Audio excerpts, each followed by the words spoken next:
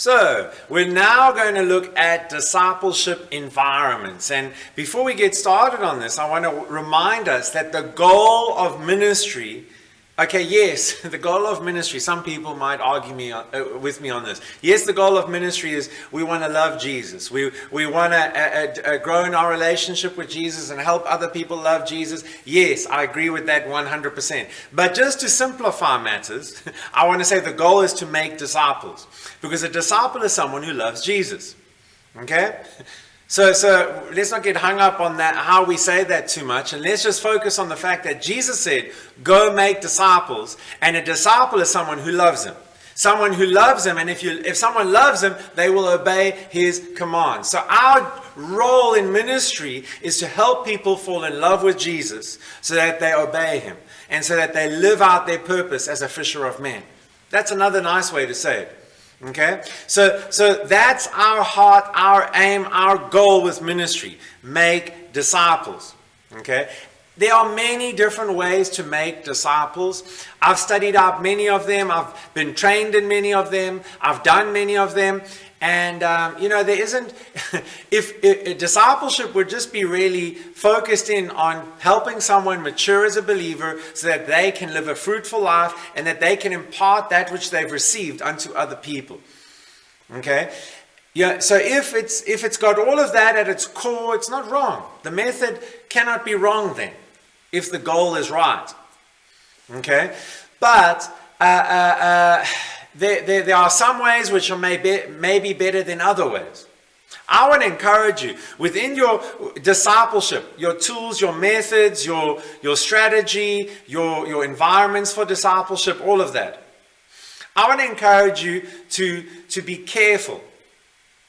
First of all, let me caution you. Don't hold on to what you like, style and preference-wise. And embrace what's biblical and fruitful. A lot of the time we because we grew up in a certain environment, certain kind of influences, we grew up, thinking that this is how ministry should be done, or we grew up with this, whatever, because we were trained by so-and-so. We kind of think that this is the only way. And there's a danger in that. I have, one of the things I'm really grateful for is that I am not a this movement only kind of person. Okay, I've kind of learned from many different people, many different organizations. I've learned from people who, there's very little doctrine I will agree with them on, and I've learned a lot of structure and style. Not style, but tools and strategy from different organizations and different people. Some people who I would never mention their name because I would be too scared that someone would listen to them. But I've learned from them because I believe we need to have the humility to learn from anyone. Okay? We need to have the wisdom and we need to have the discernment, discernment is based on knowledge. So we've got to have the knowledge of the word to be able to discern what's right and wrong and weed out things that we listen to and receive from. But here's the thing, what I've realized is you've got some people who are like, this is the only way to disciple people. This is how we need to do it. I'm not coming to you and telling you anything like that during this course. What I am showing you in this course is what I have learned, and I have seen that this is really effective in making disciples. There are other ways to make disciples. I'm not discrediting other ways to make disciples. What I am saying is that in 12, 13 years of ministry, okay, and in 12 to 13 years of actively, 13 to 14 years of actively discipling people, I'm sharing with you things that I have learned which are now really fruitful and I can see that they work. Okay, in embracing some of the things that I'm teaching you, I have had to let go of things that I like doing and I like focusing on. Preferences, culture, things like that. A lot of our Christianity is purely cultural.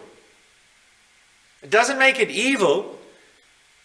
It just makes it not Great Commission. The Great Commission is make disciples.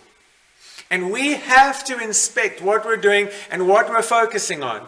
And we have to let go sometimes of certain things to embrace what's actually going to be fruitful in reaching people and helping them become a follower of Christ within a community and becoming a fruitful fisherman of men. Okay? So sometimes you might not like some of the things that I share, and you might think, well, here's a better way of doing it and whatever. I want to ask you just to sit down and think about the things that you're doing and evaluate them. Decide, is this really fruitful? Is this really what I should be focusing in on? Because, I mean, sometimes, sometimes what we're doing might be good. It might have some fruit, but there's a better way to produce more fruit. And if the aim and goal is to make disciples, we'll be willing to change the method. We'll be willing to put our preferences, our style, our personal likes and dislikes aside to be able to accomplish the goal. That is so, so, so important that you get that. So one of the first discipleship environments that I want to share with you is that of one-on-one. Now, I've heard some people teach against one-on-one discipleship. That's why I started off with the introduction that I started off with. I don't know why, but they're just against it. When I first started learning about discipleship, I was being taught one-on-one discipleship and group discipleship. But they told us that to be a leader, you had to have a group. And I couldn't put a group together to save my life. I was discipling 12 to 14 guys, one-on-one, individually, every week. And people thought I was nuts for doing that, but I could do it. But I just struggled with the group stuff at that time. I grew into it, but I struggled with it. But what I'm saying is I was still doing the mission of discipleship. Okay? And that's what I want you to see is I don't believe that one-on-one is wrong. I believe that it is one of the great ways to disciple guys. Okay? Or disciple people. So one-on-one discipleship is one of the environments, and this includes the person of peace, which we've learnt about in our interactive session, and I'll be teaching in a coming session again. So one-on-one includes the person of peace, and the one-on-one kind of strategy for discipleship within that environment is that you connect to someone.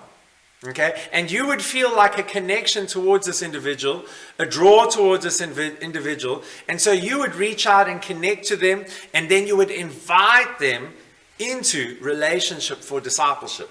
Now, there's ways to do that, and there's ways not to do it. A good way to do it is just go up to someone. Generally, it works best if it's the same gender as you, just so that people don't take it the wrong way.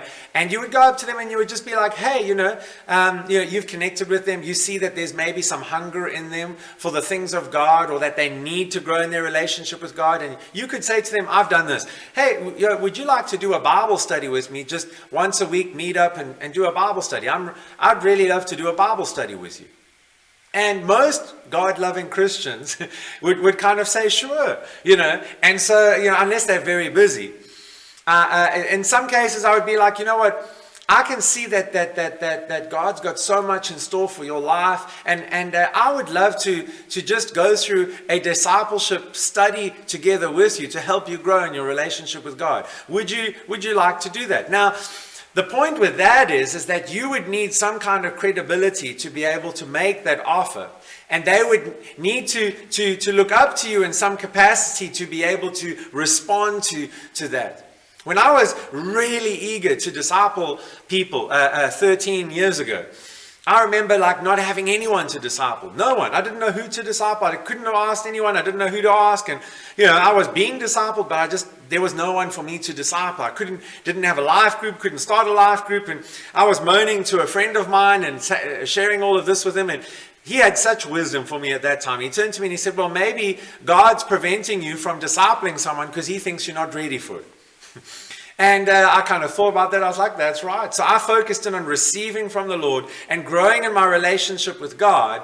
And then what happened was people started seeing the fruits in my life. And it shouldn't let me say this first. They saw the fruit of my life, and I had guys coming up to me who understood the discipleship and saying, hey, would you disciple me? Would you mentor me? Would you walk with me? And that was the start of discipleship relationships. Okay? Now that shouldn't stop us from going and reaching out to people. But what I'm saying is that's another way to do it, okay? One-on-one, where people would come to you, be hungry, wanting to learn from you, saying, hey, can I spend some time with you and just learn from you? You say, sure, let's make it a fixed thing. So then you invite them into this relationship somehow. Ask the Holy Spirit to help you with the words. And then you invite them and you get them to commit. So, hey, why don't we meet up once a week? Pick a day, pick a time, and let's just commit to an hour or two a week. What can you do? Can you do an hour, 45 minutes? Is 2 hours good for you? Whatever you kind of decide between the two of you, or even the three of you if there's another person in the mix. It doesn't matter if this is a small group, but right now we're talking about one-on-one. Okay? You bring the two of you together at a specific time every week, and then you're purposeful and systematic in connecting together and discovering the truth together. Okay, so you connect, you invite, you get them to commit, and then you connect with them relationally and you discover God's word together. Now, the connect and discover God's word together is really important. It's not just about taking a tool like Rooted or the Bible and working through it. Okay, it's not about the material only. It's about the relationship. And so you need to, in your relationship time with them, you need to be like, so tell me how you're doing. Ask them about their family. Ask them about their needs. Start off by saying, hey, how's things going in your life? Do you have anything I can pray for you for? Whatever the case is, but connect relationally. And then don't just connect relationally, but then move into the word. Hey, let's go through today's lesson. And then you get into today's lesson and you talk about the lesson, you discover together, you learn together, grow together, and finish off with prayer together. Okay, so that would be one-on-one. And that is really just a very basic overview, but I believe that that's sufficient for now. Then you would have groups. As an environment for discipleship. And like groups, to get them started off, you would be bringing together a bunch of people, whether they're friends or whether they're just a whole bunch of randoms. You would be bringing them together with the intention of saying to them, don't come over for a braai or a barbecue. You're saying, hey, why don't you come over? You may have a meal, you may not, but you're like, hey, just come over. I want to invite you to come and discover more about God with me. I'm going to be doing a Bible study. And I believe it's going to help you grow in your understanding of God. And we're going to discover more about God together. So you pitch it to them and you invite them to come into a group. And you come together in a group format. Now you get different kinds of groups. Okay, you get outreach-focused discovery groups where it would be, the aim would be, hey, like 1 or 2 or 3 Christians coming together and saying, let's invite some unbelieving friends or some seeking friends, some nominal Christians together for a Bible study to help them become disciples. So there would be a very outward focus there with that group. The purpose is we want to reach unreached to make sure that they become disciples. Okay. Then another kind of group that you would have is really where it's just a bunch of Christians together. And most churches have discipleship groups or home groups like this, where it's just believers getting together for fellowship and word and fellowship and word and fellowship and word. And the problem with that group is that it doesn't seem to ever multiply. It doesn't ever seem to go anywhere except to kind of feed spiritual fat cats. But there's very little exercise for them. And so, if you've got a gathering of Christians, a gathering of believers, I would suggest that your focus and your aim with that group is to disciple them and mature them to the place where they want to reach out. And I think I spoke about this recently, where, you would be getting into the Word together, discovering the truth of God's Word together. You would be stirring them up to have a heart for the lost and have a heart to reach out, where all of a sudden there would be a desire in them to want to reach out to their hit list, because you would help them in the process of discipling them. You would get them to get a hit list, and then with that hit list, you would be encouraging them to reach out to the hit list, and then hopefully they would even desire to start their own group. And you can still be friends with them, love them, pour into them, but you would want multiplication as the goal. Why? Because we're not here to be a holy huddle. We're here for the mission of discipleship. And yes, it's awesome to fellowship with the people that we love and to be family and be community.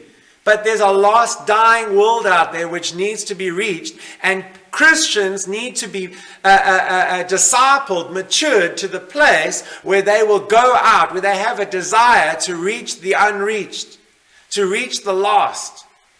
Okay, so God, there's two kinds of groups really. There's groups where they're outreach focused and they're trying to reach unbelievers. Okay, and as those unbelievers come in and they become believers, they should get discipled to maturity, where they are then reaching out to unbelievers and forming groups which are discipling unbelievers to become believers who mature and become disciples who then reach out. And then the second kind of group would be where you've got a group of Christians. And as a leader in that group, your mandate, your goal is to equip those saints for the work of the ministry. Stir them up. Mature them to the place where they're not comfortable just to sit, sing kumbaya, eat cake, have dinner, and fellowship nicely together. You want to grow them out of that where they want to reach the lost, where they've got a heart desire like God to save the lost and help people come to a knowledge of the truth. Okay. Then the third group. So you've got three discipleship groups that I can identify. You've got individual, one-on-one. You can disciple your colleague during lunchtime. You can disciple your colleague before work, after work. You can disciple your neighbor one-on-one, your friend one-on-one, a stranger one-on-one, whoever. Then you've got groups, small groups really, where you're discipling within a group. It might be a Bible study at the office. It might be a Bible study in your home. It might be a small group in your community, whatever. But then you've got gatherings, which are larger groups. A gathering would really be a number of groups which are meeting together. Now we call that church as well. Okay? And so a gathering would be a number of groups which are meeting together. That's church. And the gathering is the coming together for celebration, for us to worship God together, for us to receive fivefold input, which equips us also for the work of the ministry. At a gathering, that's where we would want to have apostolic direction given. We would want to have prophetic words, and I mean, you can have all of that in a small group too. But it's also more effective, and it can be more effective in a larger group where multiple groups are gathering together. The benefit of multiple groups getting together in the form of a gathering or in a church is also that you have you're part of a bigger vision, and you're stirred up to see that you're part of something bigger, and that you're actually together accomplishing more than you are just in your home groups that you're starting and running. So that would be the gatherings. Then I want to talk about tools for discipleship. Okay, and the tools. There's many different tools for discipleship. I just realized I'm going to have to talk about this in a separate session because we're going to be getting into a bit more depth with this. But those are the different environments for discipleship. And in the next session, we'll start talking about tools.